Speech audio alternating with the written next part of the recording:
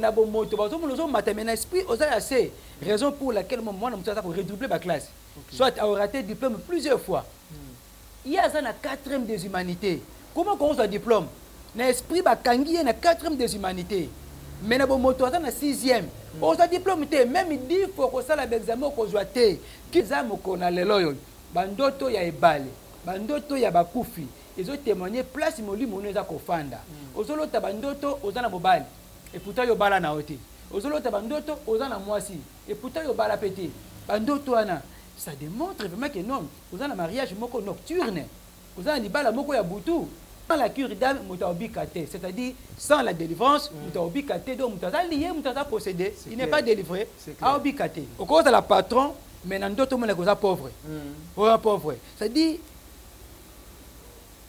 makoki ozana ngo ya kozala patron na eza forte en esprit donc ba ko ko vider ngo na seconde parce que na bo motivation mona ben esprit ozana yo na se donc ba ndoto ne pe ezola ça état d'âme na yo o moni caractère na yo o lingaka moto ozana base belé mi bale belé déjà ça prouve que oza lié na molimo ya kindumba to ozali posséder na molimo ya kindumba on a ce comportement na yo bakamu nyoso sala banda na bo mona ti okola ah ozali moyen par lequel oza kokwa koyeba ah nga penza nde nazali awa na molima kinduma penza ebomanga ya nga wana pena na yebi yango déjà ayebi ki azali lié to posséder nga leko ebomanga eza kanda na kokokanga motema te na famille na biso batu moko babota babala te et nazali on a 30 ans 35 ans nazana bana miso mais na balité c'est déjà un lien ou bien une possession démoniaque oh nga na joko ou na famille na biso. Venez à télévision, abonnez-vous massivement. Voilà, encore de tous, encore avec tout le monde. Nous nous retrouvons encore sur notre chaîne Venez à moi tous, avec nos téléspectateurs, avec nos abonnés sur YouTube. Nous vous saluons, nous vous disons bonjour et bonsoir à l'heure à laquelle Bozui émission Topé Botali émission Nabiso. Tout est sur la chaîne Nabiso, venez à moi tous avec notre enseignement. Enseigne-moi pasteur avec notre pasteur Kofi Kwaku. Tobanda qui n'a déjà au Ezali 5e émission naïe ensemble. Pour toute personne, botala kaba émission liboso ya mi balé ya mi satu ya 4e pe le 5e pour vous comprendre. Sinon, si vous n'allez pas comprendre, vous allez un peu en retard. Nous lançons nos salutations à toute l'équipe de Venez à moi tous, sans oublier notre coordonnateur Freddy Soki et notre grand caméraman aujourd'hui, Nantes Tungi. Nous vous saluons, sans oublier aussi notre réalisateur Christy Songo et notre caméraman Joël Soki. Nous vous disons encore à nouveau bonjour et bonsoir. Alors, chaque personne dans sa vie, il est le maître de sa vie. À chaque fois que nous marchons, à chaque fois que nous nous conduisons, nous devons mettre dans notre tête que Dieu existe. Dieu est là. La raison pour laquelle il a placé des pasteurs, il a placé des apôtres. Ils sont là pour nous enseigner des choses de Dieu. Alors, soyez vraiment attentifs pour ne pas être perdants le jour où Jésus-Christ va revenir dans ce monde. Bonjour, pasteur Kofi Kwaku. Bonjour, papa Obed. Bonjour, pasteur. Tous allez bien? Nzambe azobate la nzambe azosala. Voilà. Kolembara biso te toujours na ba invitation. Vraiment. Pour na kozala na ba émission, pour na kolobelaka o eza ba nzambe, je pense que c'est ça votre travail. OK, OK. Voilà. Nangi to continuer. Ici ka to sukaki. Mais avant de continuer, il y a deux questions dont deux pasteurs ont posé. Une question, c'est un frère qui t'a posé une question et une question, c'est un pasteur. La première des questions, ce pasteur-là demande si la cure d'âme est biblique. C'est ce qu'il veut savoir. Et deuxième question, est-ce que ceux qui ont la cure d'âme, à cause de la paix, délivré? Donc, troisième question, ils ont que Nanya délivré Kamutu. Voilà. On a des questions à mon Tuni. On a posé 3 questions. Vraiment, vraiment. Avant qu'on commence, pour répondre d'abord à toutes ces questions-là. Bon. Merci beaucoup, na opportunité malamu bopesi biso. Voilà. Nous sommes là pour le peuple de Dieu. Tolingi bato nyonso bazolanda biso baza pena na bokebi mingi. L'ité banaki quelque part et ce qui ne peut que souka quelque part. Alors ce qu'on raté séquence moko moi vide kozala. Ce qui nzamba sali ngolu bolanda ngo vraiment attentivement 1 2 3 4 tinde to ko souki ça. Na kanisi mituna oyo botuni biso tozala ngo déjà liboso pe tozala devoir pour répondre bino. Tozala répondre bino tout de suite là avant to kotana suite ya enseignement na biso. Mais ezana makamsu to ko bango na likolo parce que ba sous thème tout c'est ça na sima. Oyo ko pesa clairement ba réponse wana. Voilà. Mais le ko ezali ba préoccupation na bino to flasher dans le mois moké. Botuni biso balobi mo cure d'âme sur la carte de la Bible. Vraiment wanande il faut to banana kotanga parce que makambo tozo be la bino toujours kana carte de la Bible. Tozo be loko moko te na ndenge na biso moko. So to lobi to lo ba malamu cure d'âme, mo wana cure d'âme soko fungoli Bible no ebandeli kino suka o mona ngote. Wada réponse. Au monde à yangote. Mais ce que tali Bible bien au monde a opération à cure d'âme. Au monde a travail à cure d'âme. Au monde a effet à cure d'âme. Alors terme à cure d'âme, tu expliques bien de te répondre à pourquoi tu es terme wana. Cure d'âme. Je crois dans l'explication de le yango. Cure ezali traitement prolongé. Âme ezali moko ya ba domaine oza ko tonga le corps humain. Tu le qui motoza na 3 parties selon Thessaloniciens 5:23, voilà, corps, âme et esprit. Et ça la conserver pur et irrépréhensible. Donc, biteni misa to esali moto wana, eteni na eteni za na musala to za na rôle nango na kati nzoto wa moto. Esprit eza na musala nango, âme eza na musala nango, corps eza na musala nango. Wan déjà na intro to lobaki yango. Mais to fandeli mingi âme pourquoi? Parce que âme ezali dépôt ya le péché. Âme sika ba sentiment ya moto fandi le oui na le non volonté ya moto fandi na kati ya âme. Donc eloko nyonso mutazo sala eza ba fruit ya âme na ye soko likambe uti na esprit et kokota ngo na âme, alors âme influencer le corps exécuter yango. Donc âme ndeza sika makambo nyonso tu ya bo moto efandi wana yango tolobi cure d'âme. Mais soko so tangi na Bible okomona penza te ke mona cure d'âme. Mais to banano kotanga nanu 2 Corinthiens chapitre 3 verset 6 pour épester biso moi lumière. OK. Il nous a aussi rendu capables d'être ministres d'une nouvelle alliance, non de la lettre mais de l'esprit, car la lettre tue mais l'esprit vivifie. Ça c'est Paul doit enseigner biso. Alors la lettre tue, mais l'esprit vivifie. C'est-à-dire, quand on a Nzambe, tu as un problème, il y a connaissance. Tu as un problème, il y a prophétie. Tu as un problème, il y a doctrine, il y a révélation. Quand nous enseignons, il y a simple connaissance. Il y a ordinaire. Tu as comprendre. Tu as une prophétie, il y a makambo Nzamba zoloba. Soit pona ko bimisa makambo le kakala soit makambo eza présent mingi le futur oh prophétie et ça le laka. Il y a aussi la révélation na kata révélation to côté na monde moko mystique to côté na kata na kata mopepe on est comme si le Saint-Esprit a ko inspiré batonaye ba makambo ezali flou mais on rendre yango clair makambo mutako comprendre te mais la révélation c'est comme ça yango clair na explication. Alors na kata likambo yo tout ça na prophétie, tout ça na connaissance, doctrine, puis tout ça na révélation. Alors, to Bible awa Paul a dit la lettre tue. Donc, ce que tu lingi kaka to mona mo cure d'âme na kati ya Bible et ko sunga biso penzate. Mais to mona nde mosala ya cure d'âme parce que nyonso biso to teaka, nyonso total to salaka, ce que pendant examiner Bible bien au monde à écriture combien côté.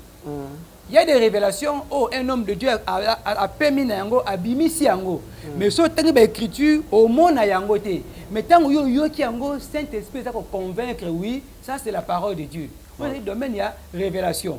Donc déjà dans 2 Corinthiens 3 6 to monique la lettre eza koboma mais l'esprit vivifie.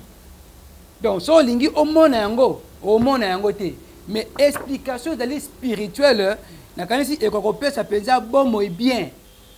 Tozo Jean chapitre 16 on est à poto mais ko expliquer bande ko bol so la biso malamu na Jean chapitre 16 to ko ba na verset 12 to kiti na C. Voilà Bible. J'ai encore beaucoup de choses à vous dire, mais vous ne pouvez pas les porter maintenant.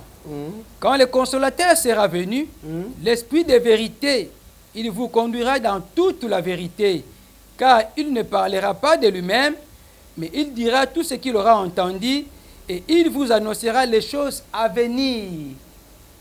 Il vous annoncera les choses à venir quand le consolateur sera venu. C'est le Saint-Esprit.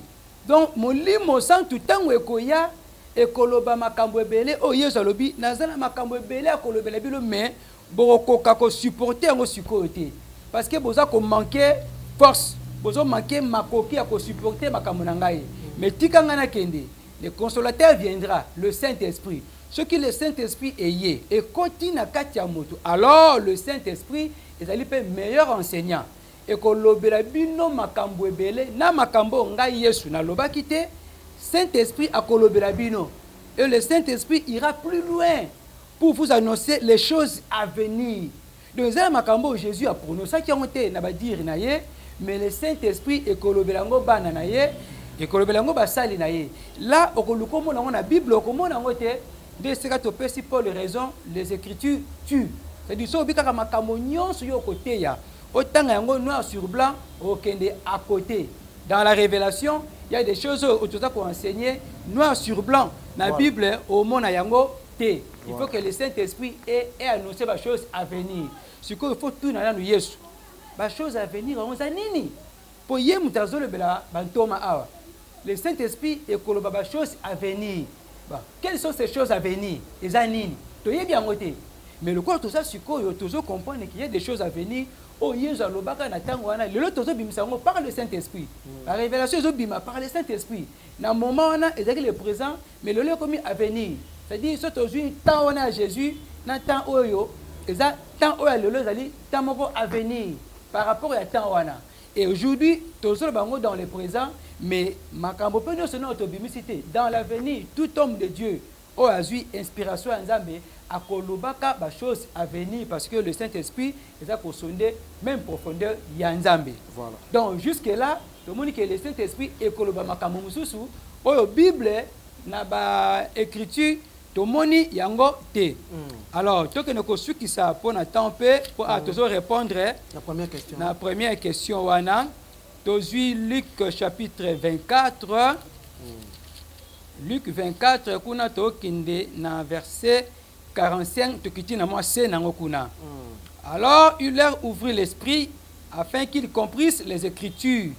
Et il leur dit: ainsi il est écrit que le Christ souffrirait et qu'il ressusciterait de mort le troisième jour, et que la repentance et le pardon de péchés seraient prêchés en son nom à toutes les nations, à commencer par Jérusalem.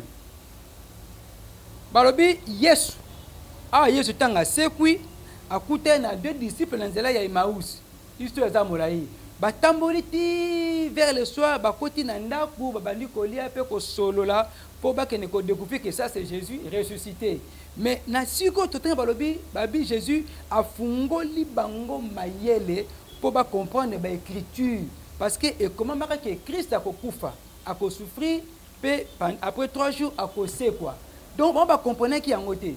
Quand la résurrection c'est qui flou pour na bango. Il faut ce qu'on va fungola bango mayele pour ba comprendre ba écriture. Pas comprendre makambo et komama que makambo to vivre résurrection est ali vrai, peut ali réel pour to vivre yango. Donc en ce qui concerne les écritures, to lukate to mona mona cure d'âme na kata Bible, mais du moins to comprendre que la cure d'âme existe. Na ba séance prochaine donc la noir sur blanc que ça peut exister. Voilà. L'opération à cure d'âme elle dit coexister. Mais écriture et le bien noté. Mais le travail à cure d'âme ça existe dans la Bible. Et bandina Jésus, tina bantoma, tina basadi sur bazali lelo. basusu bazosala cure d'âme mais baza conscient te que bazotravaille na kati ya cure d'âme. Alors tant tokoexplike tokocomprendre yango. Voilà. Nakanisi na première question Déjà. tolobi yango ya mibale ezalaki soki moto apase na cure d'âme te akobika te. Papa mama obika te. Obika te. Soki opase na cure d'âme te obika te. Pour cure d'âme ezali traitement prolongé ya âme. Na 1 Thessaloniciens 5:23 balobi les trois parties à corps il fait la irrépréhensible. Et c'est la irréprochable. Et ça na litono mon côté. Travail à cure d'âme, et ça travaille ça ko laver moto, et ça ko sukola moto. Et zo lokola salité moko na kati ya moto, li sumu moko muta salaki na oyazu par alliance, na oyazu na zela ba koko na zela ba parents na ye. Travail à cure d'âme, et ça ko laver moto complètement. Alors muta okoma pur, muta okoma juste, muta okoma digne ya koza devant le Seigneur nde akwakobika. Peut-être mon cure d'âme et autres troublés bateau. Na kata cure d'âme de tozo la délivrance. Donc on peut dire que voilà, to longoli terme na cure d'âme, to tika la délivrance. Moni, mais tozo tia cure d'âme tine ezali. Tant to kena profondeur ba comprendre. Donc to ezaka quoi ba synonyme. Zaka explication moko mais le lenga okomela pe le lenga ko belango ezali na bokeseni. Sans la cure d'âme, c'est-à-dire sans la délivrance, donc lié, possédé, il n'est pas délivré. Voilà, c'est clair. Maintenant, la dernière question que moi j'ai posée, nous avons déjà pris beaucoup de temps. Nanya délivré Kamuto. Wana, toko memango na enseignement ezoya peut-être na 6e ou 7e mai. Pour ko kisebino pema moke maître de délivrance c'est Jésus-Christ. Amen. Il est le seul maître à délivrer biso. Voilà. Tout homme de Dieu a un instrument ko salela pour délivrer les enfants de Dieu. Voilà. Parce que Paul lobi ba tindinga ipona longona bilo na royaume ya Satan boke na royaume ya Nzambe. Nam longona bilo na royaume ya ténèbres boke na royaume ya lumière. Paul a ça le travail wana. Mais c'est Jésus qui agit en lui. Voilà. Donc c'est ça. On évolue maintenant là où nous sommes arrêtés. Voilà, je pense que vous avez vous êtes satisfait par rapport à la réponse, aux réponses que le pasteur a données. Déjà, le pasteur a répondre. Maintenant, tu vas dire qu'on va évoluer pour tambola bisika to sukaki. Vraiment, dans la évolution na biso, le loto soit 5e sous-thème. Intitulé la reconnaissance des liens et possessions démoniaques. Ok. Reconnaissance des liens et possessions démoniaques. C'est grave. Tolobaki yango la fois passée deux formes d'esclavage. Batu bazal kokota na boumbu na nzela ya ba lien pe ba possession démoniaque. To mekai ko expliquer yango to bana kozonga un pas deux pas en arrière pour to avancer très bien. Mais ce que tobi ndenge nini moto kwa koyeba qui a lié to azali possédé. Ko reconnaître ba lien na ba possession wana. Ezo sala mandenge nini. Miracle ni ezo sala po muto ayeba. Pour un homme de Dieu, ayeba que fidèle oyo aza lié na démon tel, na esprit tel ou bien aza possédé na esprit tel. Comment est-ce que l'homme de Dieu a quoi découvrir yango? Comment est-ce que moto ye moko fidèle moi na nzambe mondimi na kati na église a quoi découvrir que ngande naza lié na likambo tel, soit naza possédé na likambo tel. C'est un enseignement, il faut moto comprendre yango pour la délivrance tenir. Pour la réussite, il y a délivrance, il faut yo découvrir, il faut reconnaître makambo zakati na yo. Alors sans plus tarder, tout dans le passage il y a Job. Job toujours au chapitre 33.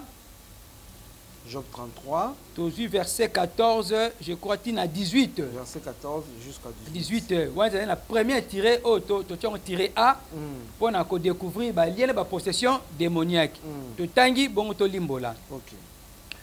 Dieu parle cependant tantôt d'une manière, tantôt d'une autre, et on n'y prend point garde. Il parle par des songes, par des visions nocturnes, quand les hommes sont livrés à un profond sommeil, quand ils sont endormis sur leur couche, alors il leur donne des avertissements et met le sceau à ses instructions afin de détourner l'homme du mal et de les préserver de l'orgueil afin de garantir son âme de la fosse et sa vie du coup du glaive. On a répété afin de garantir son âme de la fosse. Alors, dans la première tiré A, comment on va reconnaître Aza lié au possédé? Premier point, c'est par la grâce de Dieu. Okay. Première réponse. Nangolu na nzambe nde moto kwa koyeba Aza lié to azali possédé. Alors, est-ce que tu dis qu'autant balobi, là c'est Dieu maintenant qui parle. Nzambe mutaza ko révéler ce que. Nzambe mutaza ko fungola mutu mayeli. Nzambe sukaza ko lobela bato babi nzambe alobaka tantôt d'une manière tantôt d'une autre. Mais bato bachaka penza kate. Nzambe alobaka. Ndeko, okomona ba soso bazo buna mibale liboso na yo. Ce qui esprit est mieux plus loin et cause à langage en Nzambe. Qu'est-ce que l'esprit peut te parler? Na tango ba soso bazo bunda. Ah, c'est un esprit moko zo liboso no ya bitumba. Yo moni ba soso baza ko bunda. Dieu te prévient que bitumba moko ko ya liboso.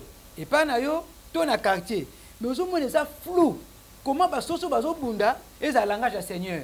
Babi il parle tantôt d'une manière, tantôt d'une autre, mais on y prend point garde. Moni bato batia ngo penza kate ke likambo na monyo yo, c'est Dieu qui me parle. Il faut me la pousser par le Saint-Esprit, révélation côté là comprendre ah eloko na moni engoloba boye. Alors nzamba loba balobi na basonge. Alobaka na ba vision nocturne. Tango moto alali nzamba za lobela moto.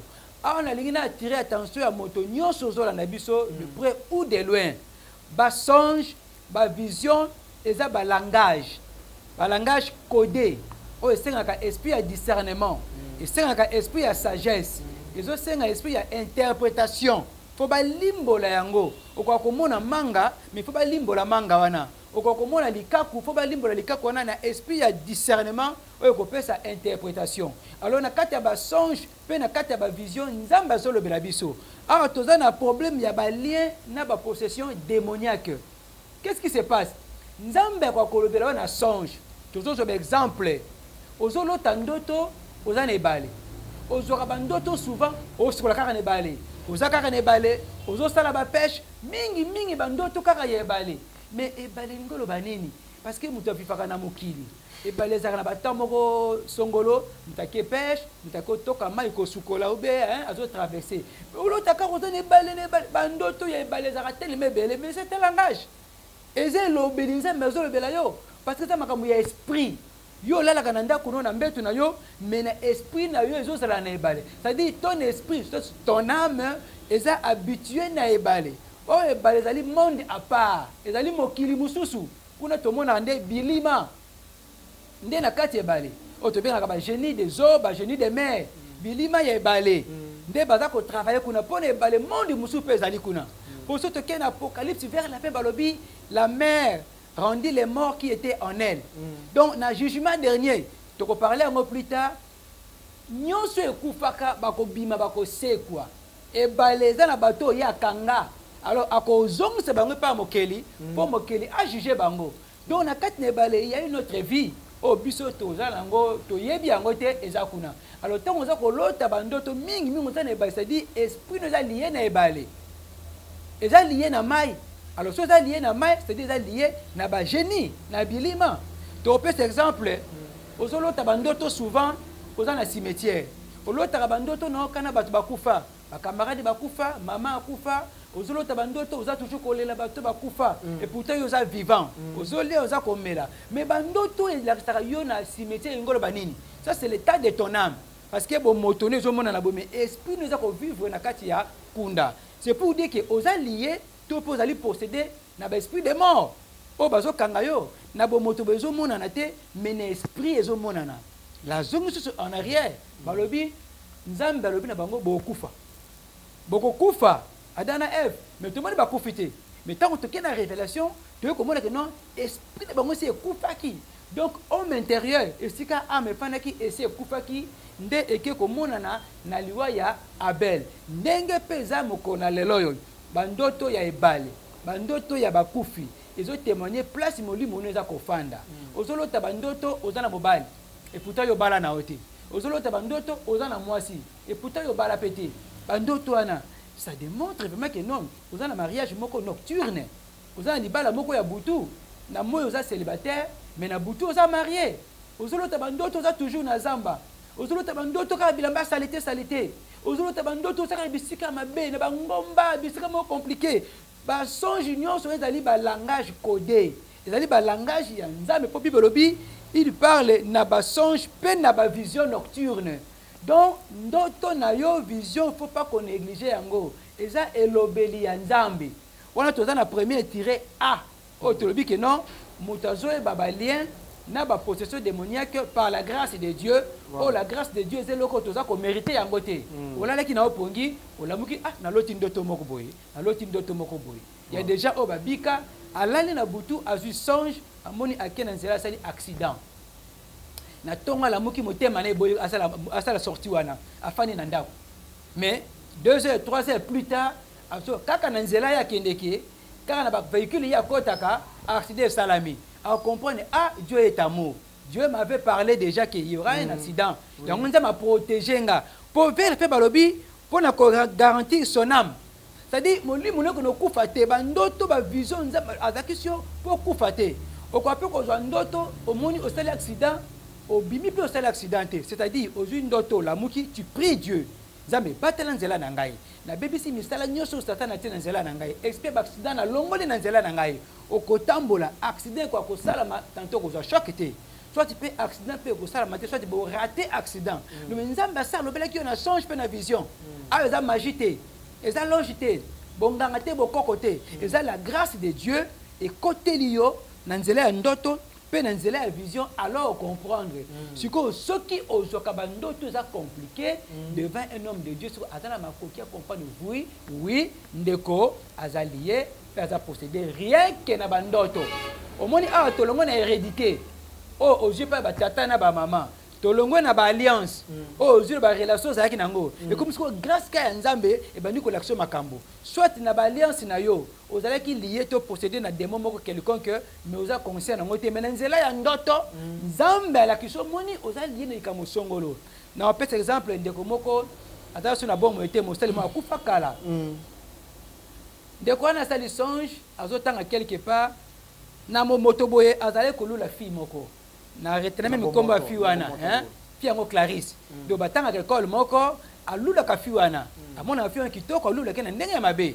alors siko na kati ya butu parce que c'était un frère un homme de Dieu to banana ye évangile ba même période alors aye ah nzambe limisanga nazolula mingi nzambe longola muluma kolula epai nanga muluma kolula ekotinga mingi nzambe longola yango azo supplier nzambe po nzambe alongola mabe kati na ye alors un jour asali songe kaka na escalier ya école bazala kotanga akutana fille ana na kombo ya Clarisse Clarisse azokita ye azomata siko azokende po ayamba Clarisse amona Clarisse se déguiser akomi démon manzaka mutu akomi maseke ba mino milai donc akomi somo zombie ya soki po yambe tanga moni akimi na kata somo wana alamuki abani ko prier ah ndeko boni habita ndoto na Dieu ah Dieu m'a montré que cette fille est vraiment possédée nazo mona beauté extérieure azana pembe ya bien taille pe ya bien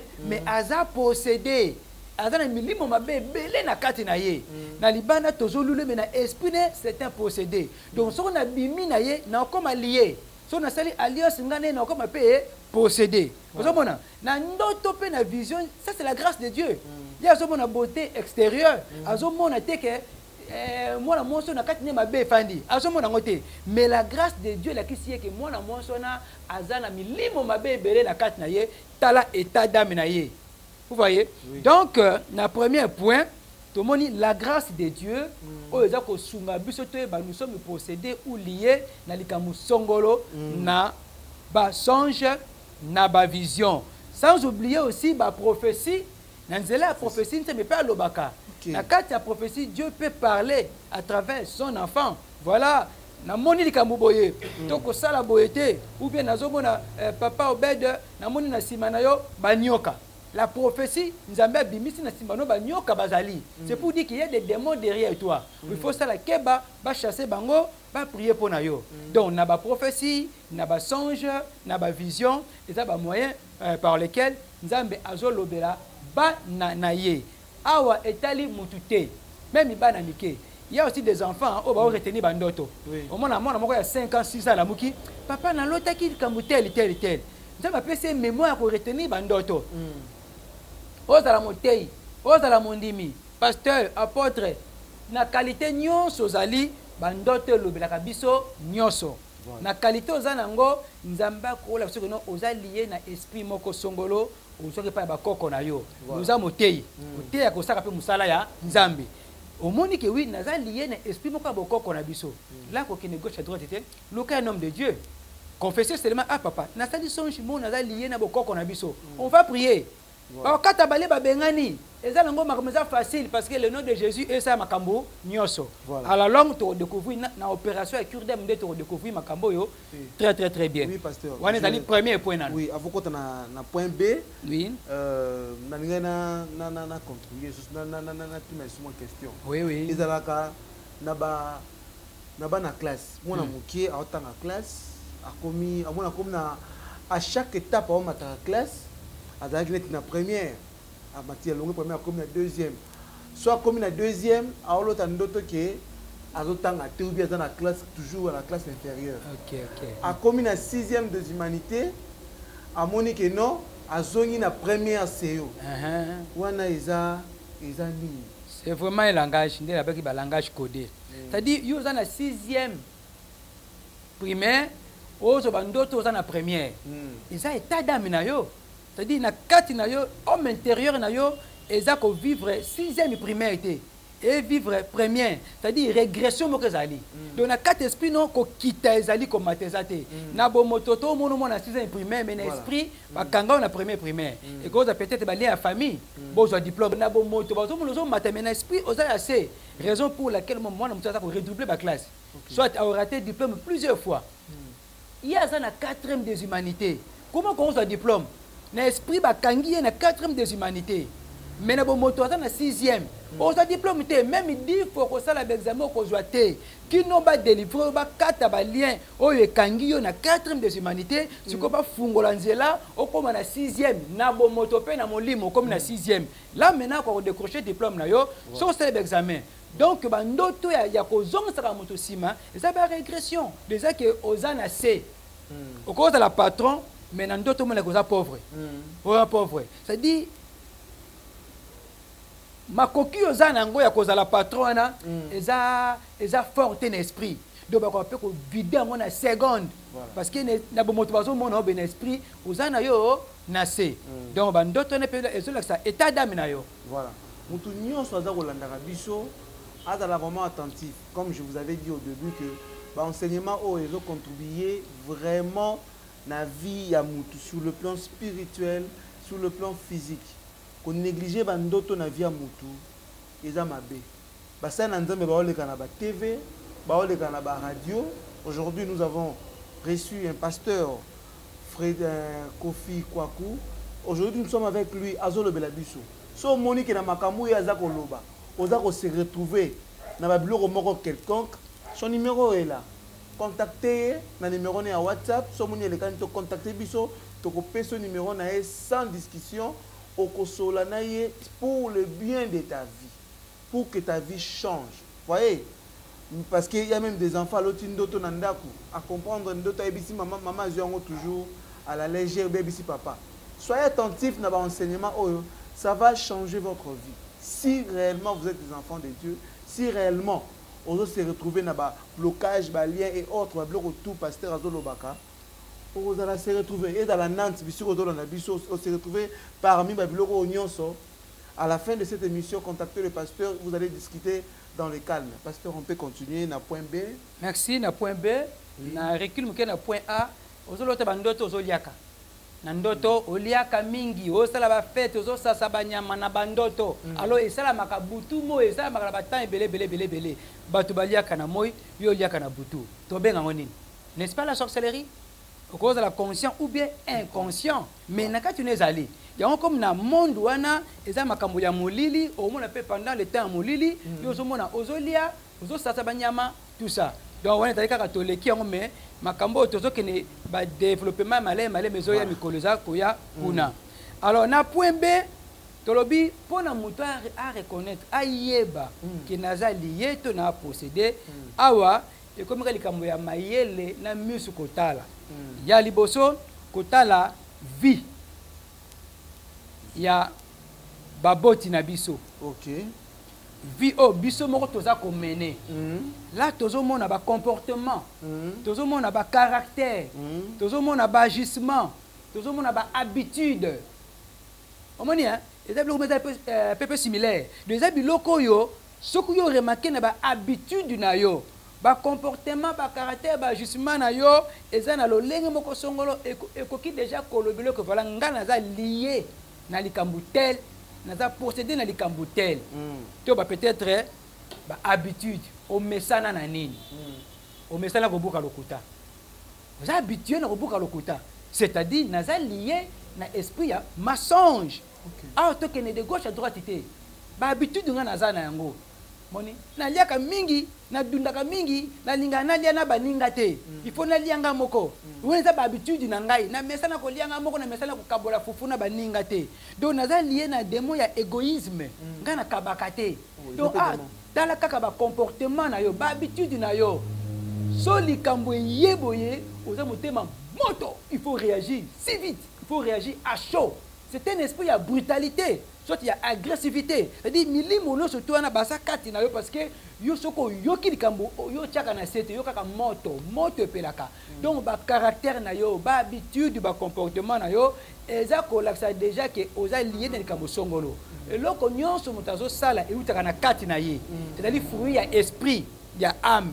Oyo zo uta na kati ya moto, yango ezo bima. Donc na kati ya âme na yo, moto eleki makasi mingi.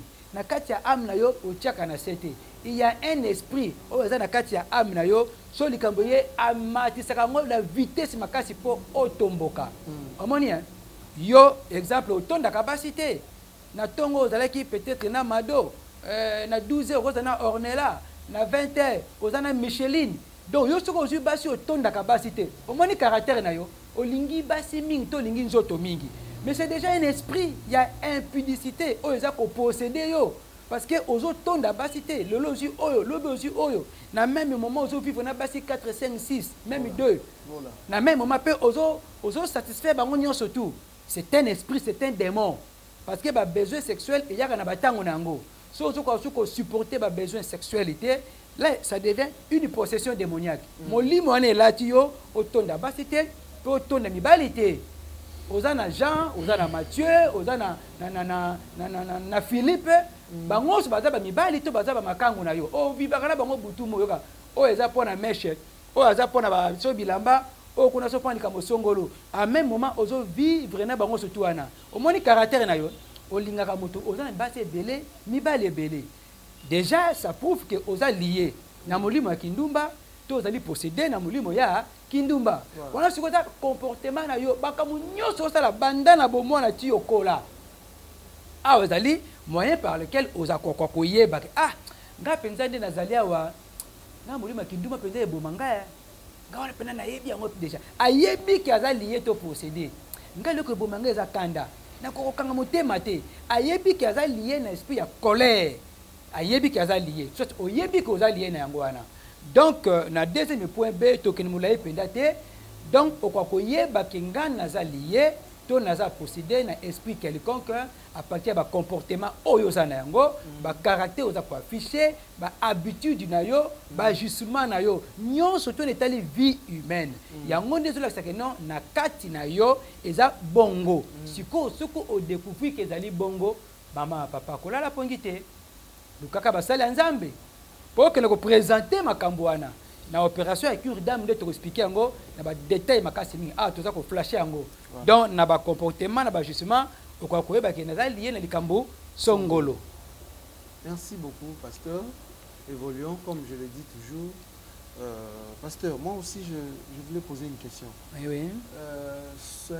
Na point A. Oui. Ce qui est par exemple Moutou. On a posé exemple ya musela nzambe wana mais ko mutu omoni pe sufi moko boy omoni fiona lelo o sepeli pe na ye mutu la na butu o loto zo coucher na fiona wana pe comme domaine mususu parce que na moi makambo nyonso moto amonaka na kati ya moto toza na mémoire ezali enregistré ya vie nyonso moto azosala eza na kati ya moto.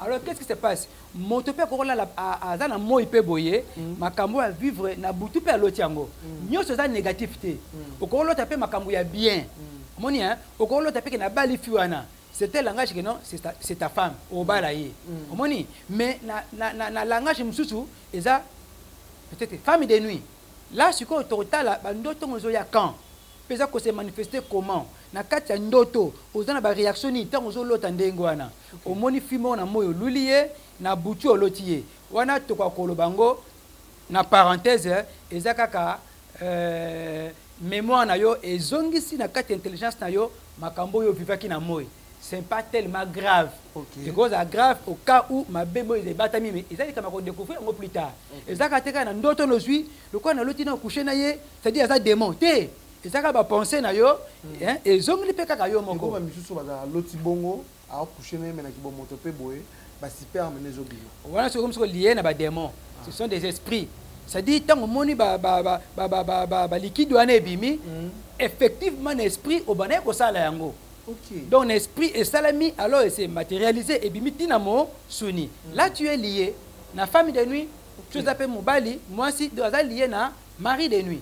Donc développer en temps autour de caractéristiques ya ba démon là tu on a ba profondeur et surtout. Vraiment. Merci pasteur. Évoluons. Tu as évoluer pour toi troisième tiré na biso C. Awa to mo sikolo on appelle toujours ka yango moko. La réalité de vie de nos parents. OK. Monia eloko yo ba bot na biso ba vivaki. Donc nazwe ba ke naza lié to posséder wana na longwe nanu na ba faiblesse humaine na longwe na makamsusu na tela kaka c'est que mes parents ont vécu. C'est-à-dire ndenge ba boti nanga ba vivaki. Ba koko na biso, famille na biso, libota na biso, clan na biso, ba tambola ndenge nini to pe ba tambola ka pe ndenge nini. À partir ya wana na kwa koyeba naza lié to posséder ou bien ngai homme de Dieu tant on a posé une question libota na bino ezalaka ndenge nini. Exemple biso na libota na biso ceux qui mutabotami na moi ba pesa ke kombo tel mutabotami na butu ba pesa kombo boy déjà zali bokoko na biso ezalaka bongo biso na bokoko na biso sombu les obeta ba ki makambango te soit batalaka simate.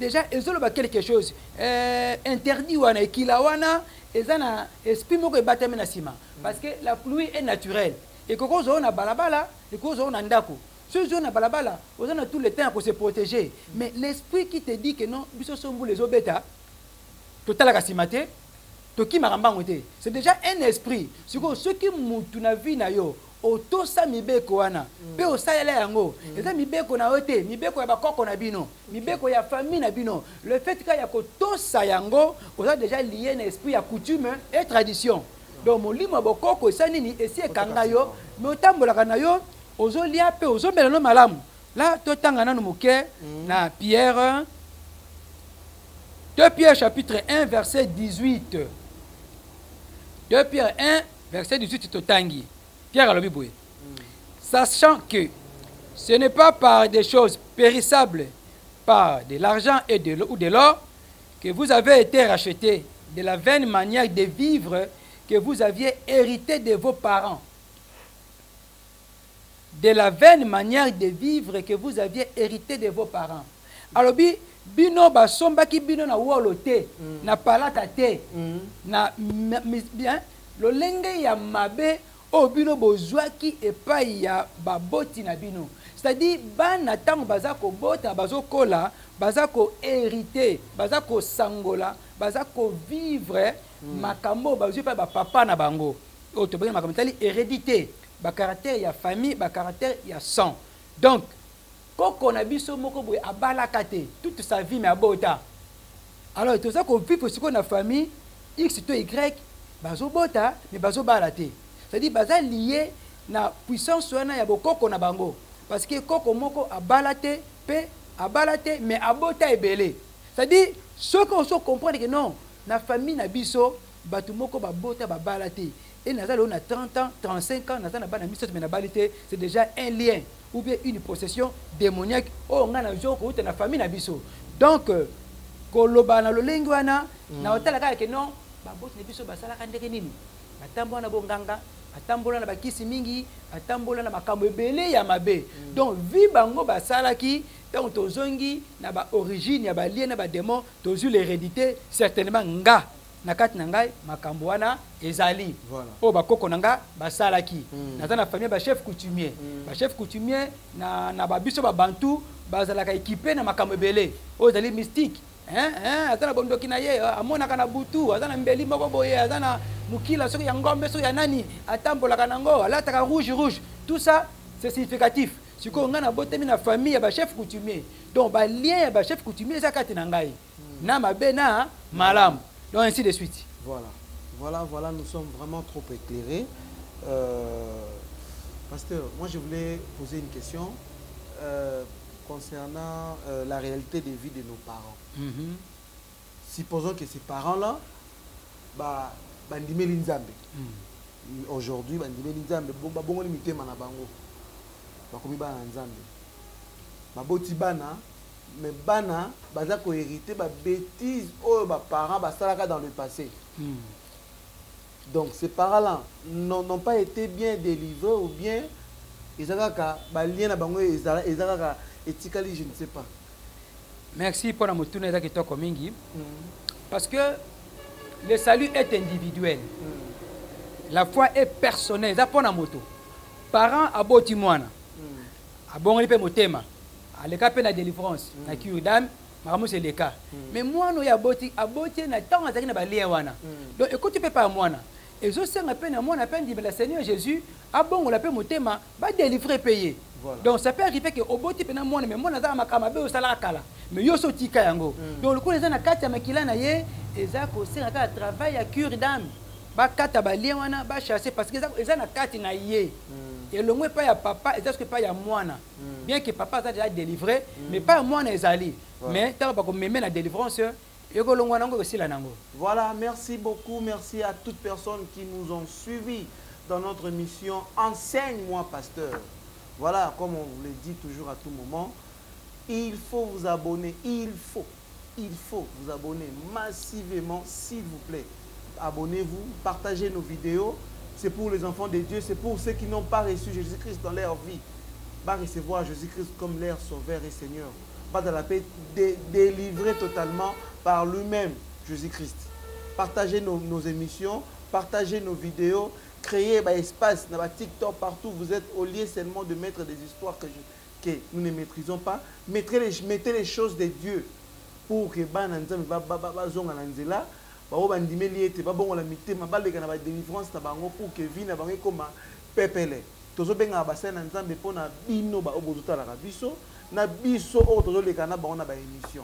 Merci à vous, merci à toute l'équipe, merci à notre coordonnateur Fredin Soki, merci à notre grand caméraman Nant Tungi, sans oublier Christy Songo, sans oublier aussi notre caméraman Joël Soki. Je salue aussi en passant comme d'habitude Déborah Moukendungu, une salutation remplie d'amour. Je salue Sovenia, je salue aussi Romain Sangwa, sans oublier aussi Vini Kimpioka, Kanza et Sacré Moussao. Un mot de la fin, pasteur, nous voulons finir notre mission. Mot de la fin, Zaka ko remercier chaîne Indege Boyambi Biso. Voilà. Et ko saluer Baignos Baza cher ko bandana Maman Malobo Kwango. Nazomona maître Willy Kaluma. Voilà. Nazomona pasteur Pueko Timba Faidi, collègue nanga ancien. Voilà. Et nazomona tous les hommes de Dieu na kati assemblée chrétienne Bethléem où il fallait na ministère Joshua.